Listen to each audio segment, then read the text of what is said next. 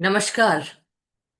लोक प्रशासन की अध्ययन श्रृंखला में आज हमारी चर्चा का विषय है F.W. रिक्स द्वारा दिया गया प्रशासन का पारिस्थितिकीय सिद्धांत।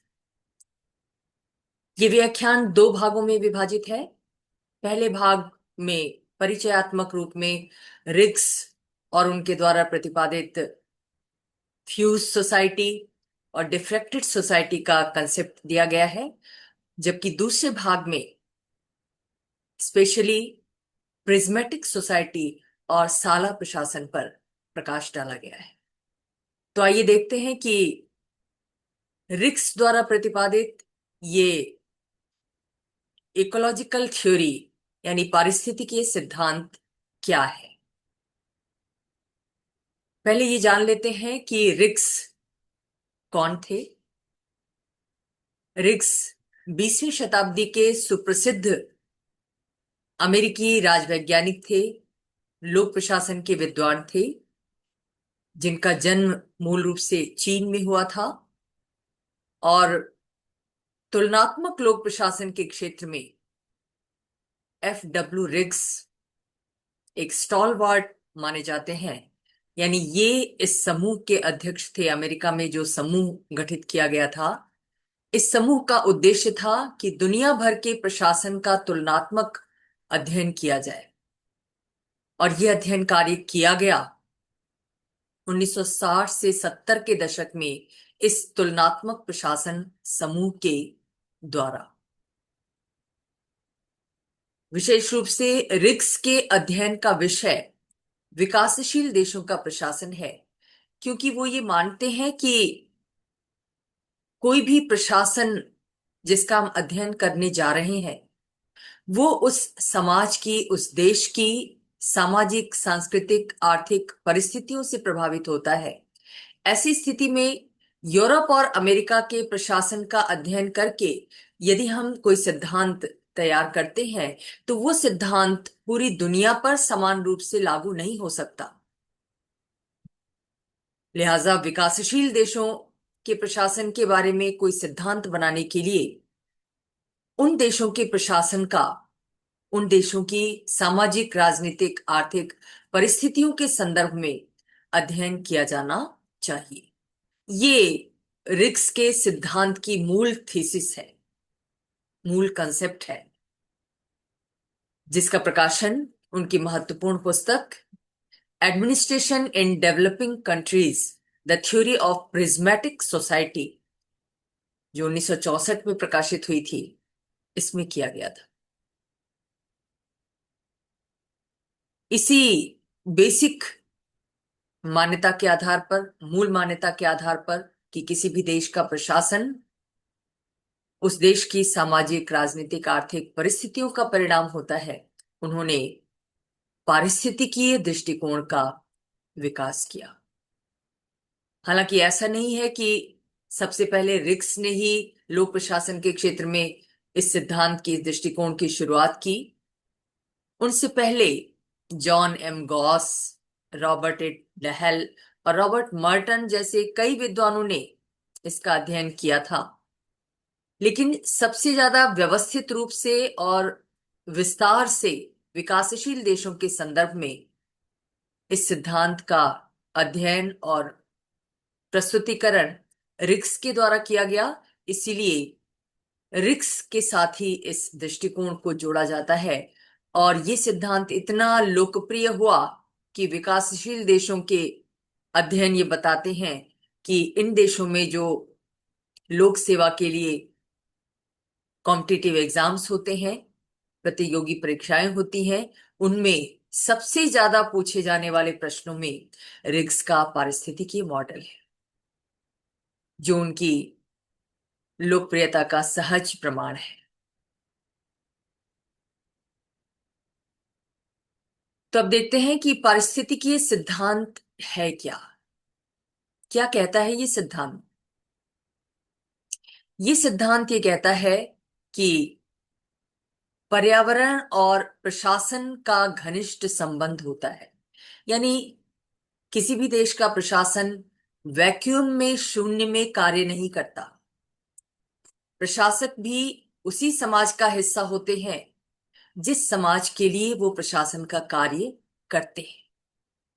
लिहाजा जब वो प्रशासनिक संगठनों में विभिन्न पदों को धारण करते हैं तो उनके वो दृष्टिकोण, वो मूल्य जो समाज में निर्मित होते हैं, सहज ही उनके व्यवहार को प्रभावित करते हैं, उनके कार्य के तरीके को प्रभावित करते हैं, उनकी सोच को प्रभावित करते हैं और उनके निर्णयों को प्रभावित करते हैं। हर समाज की अपनी संस्कृति होती है जो पीढ़ी दर पीढ़ी हस्तांतरित होती है। हर देश की अपनी विशिष्ट अर्थव्यवस्था होती है और हर देश की अपनी एक राजनीतिक व्यवस्था होती है। कहीं लोकतांत्रिक व्यवस्था है तो कहीं राजतंत्रीय व्यवस्था लंबे समय तक रही है, कहीं कुलीन तंत्र है तो कहीं एक दल के नेतृत्व में तानाशाही व्यवस्था भी देखने को मिलती है, दलीय तानाशाही देखने को मिलती है। कहीं कृषि प्रधान अर्थव्यवस्था है, कहीं उद्योग प्रधान अर्थव्यवस्था है, कहीं मार्केट इकोनॉमी है। ये सब मिलकर प्रशासन के निर्णयों को प्रभावित करते हैं। प्रशासन इन क्षेत्रों को नियंत्रित भी करता है और खुद इनसे नियंत्रित भी होता है, इनसे प्रभावित भी होता है।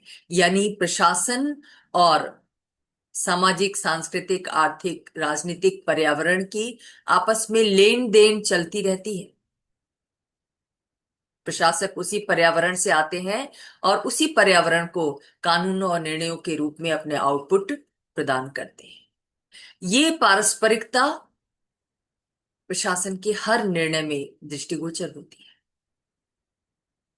लिहाजा विकासशील देशों का प्रशासन वहां की संस्कृति, वहां की अर्थव्यवस्था से प्रभावित है, जबकि विकसित देशों का प्रशासन वहां के विशेष प्रकार के समाज, संस्कृति और अर्थव्यवस्था से प्रभावित है।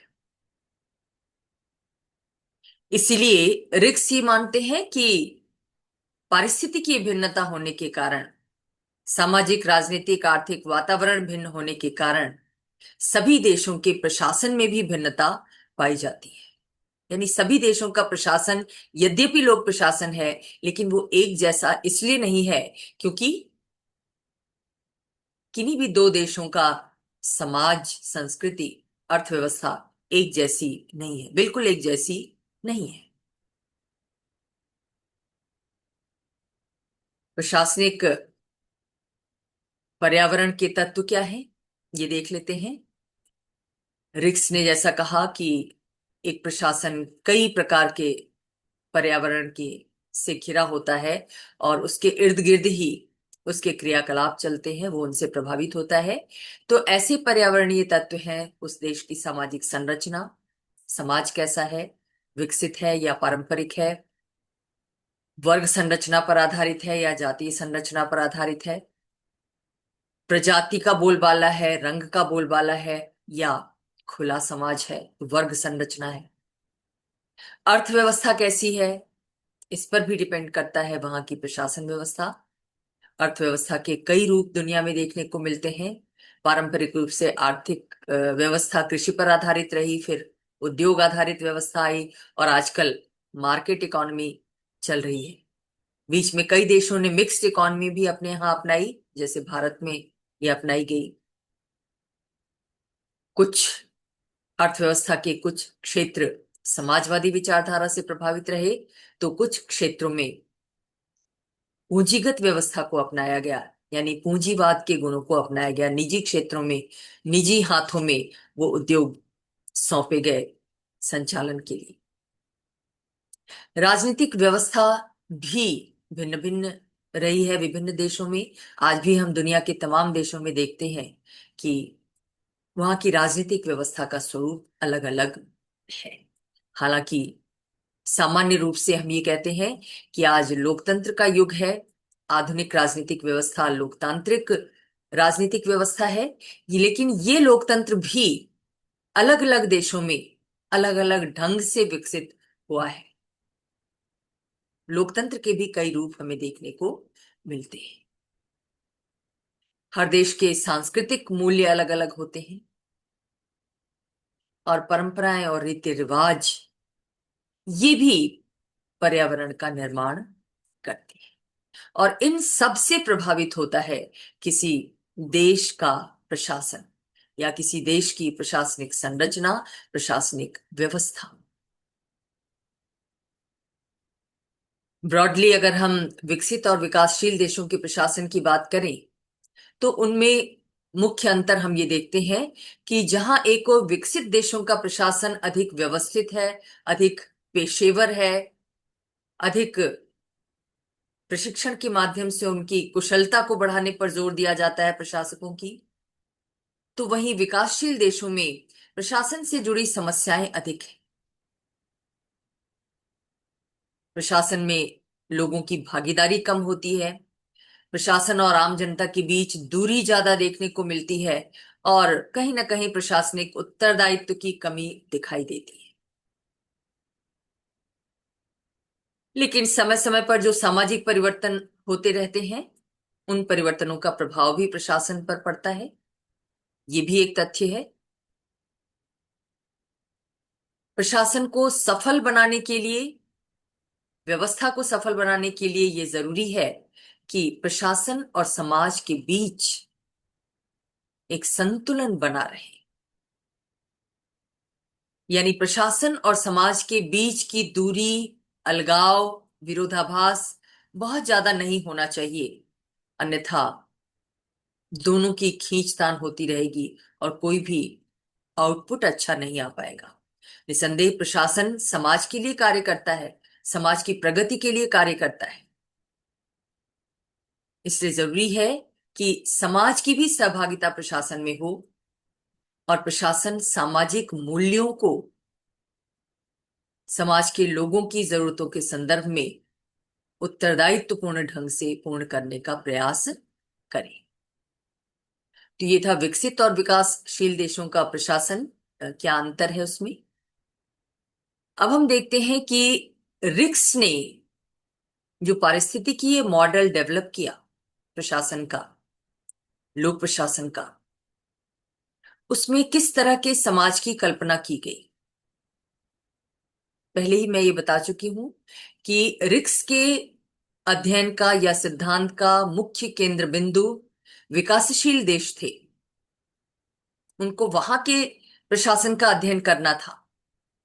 लेकिन वहां के प्रशासन का अध्ययन करने के साथ साथ, चूंकि वो कंपैरेटिव ग्रुप के विद्वान थे, इसलिए उन्होंने वहां के समाज और प्रशासन की तुलना अन्य समाजों यानी विकसित समाजों और पारंपरिक समाजों से भी की है।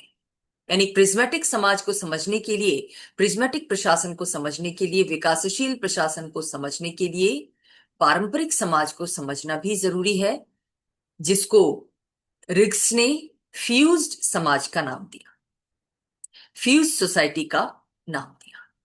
ये फ्यूज सोसाइटी, रिग्स ने पारंपरिक समाज को कहा, जिस समाज की खासियत ये होती है कि वहां पारंपरिक तौर पर कृषि अर्थव्यवस्था को अपनाया जाता है। एक ही संरचना कई तरह के कार्य करती है। जैसे उदाहरण के लिए उन्होंने चीन की व्यवस्था को लिया, चीन के समाज को लिया, थाईलैंड के समाज को लिया, जहां पर राजतंत्रीय व्यवस्था के तहत राजा के द्वारा ही और उसके द्वारा नियुक्त अधिकारियों के द्वारा ही सारे कार्य किए जाते थे। चाहे वो अर्थव्यवस्था से संबंधित कार्य हो, राजनीतिक व्यवस्था से संबंधित कार्य हो, कानूनों को बनाना हो, लागू करना हो, न्याय प्रदान करना हो, ये सारे कार्य राजा और उसके द्वारा नियुक्त अधिकारियों के द्वारा ही किए जाते थे। कोई कार्यों का विशेषीकरण नहीं पाया जाता है।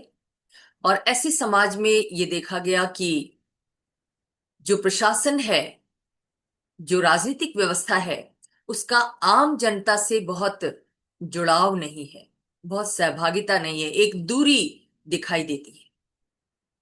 हालांकि जनता से अपेक्षा की जाती है कि वो शासक के हर आदेश का पालन करेगी, लेकिन प्रशासन जनता के हित के लिए उत्तरदायी नहीं होता, अपने आप को उत्तरदायी नहीं समझता, उसको उसके कार्य के लिए जवाबदेह होने की अपेक्षा नहीं की जाती।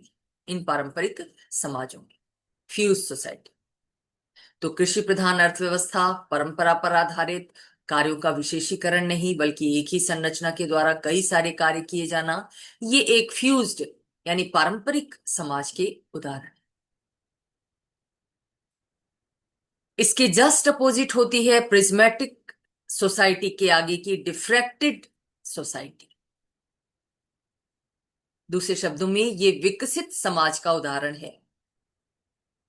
यूरोप और अमेरिका के समाज डिफ्रैक्टेड सोसाइटी के अंतर्गत आते हैं रिक्स की व्यवस्था के अनुसार। और इस विकसित समाज का लक्षण यह है कि यहां पर हर कार्य के लिए अलग अलग संरचना, अलग अलग व्यवस्था, अलग अलग संस्थाएं देखने को मिलती है। कानून बनाने के लिए विधायिका है, कानून को लागू करने के लिए कार्यपालिका है, न्याय देने के लिए न्यायपालिका है, सैनिक कार्य करने के लिए सैन्य प्रशासन है, सेना है, अर्थव्यवस्था की देखभाल के लिए अलग डिपार्टमेंट है। तो इस तरीके से हर कार्य के लिए अलग अलग विभाग, अलग अलग संरचना, अलग अलग संस्थाएं देखने को मिलती हैं। और एक ही काम को करते करते ये सभी संरचनाएं अपनी फील्ड में एक्सपर्ट हो जाती हैं, यानी विशेषज्ञ हो जाती हैं। तो ये विशेषज्ञता आधारित समाज है। और दूसरी बात ये कि यहां पर बहुत ओपन सोसाइटी देखने को मिलती है, वर्ग व्यवस्था देखने को मिलती है। हर व्यक्ति के पास स्वतंत्रता है कि वो अपने पूरे जीवन काल में किसी भी कार्य को कर सकता है, किसी भी वर्ग का चयन कर सकता है, किसी एक वर्ग से निकलकर दूसरे वर्ग में शामिल हो सकता है। यानी चॉइस, चयन की स्वतंत्रता इन समाजों में बहुत हाई लेवल की मिलती है। इन देशों की राजनीतिक व्यवस्था लोकतांत्रिक व्यवस्था है और लोकतंत्र में शासन और प्रशासन अपने आप को आम जनता के प्रति जवाबदेह समझता है। दूसरी तरफ जनता भी शासन और प्रशासन के कार्यों में पूरी भागीदारी निभाती है। तो ये एक खुला समाज है, प्रगतिशील समाज है, लिहाजा प्रशासन भी एक विकसित, प्रगतिशील, सहभागी और समावेशी प्रशासन का रूप पेश करता है। एक पेशेवर प्रशासन का रूप यहां देखने को मिलता है। इन दोनों प्रकार के समाजों के बीच एक अन्य समाज भी है दुनिया में, जिसे रिक्स ने प्रिज्मेटिक समाज का नाम दिया है। रिक्स ने भौतिक विज्ञान के एक उपकरण प्रिज्म के रूपक का प्रयोग किया है ऐसे समाज को समझाने के लिए।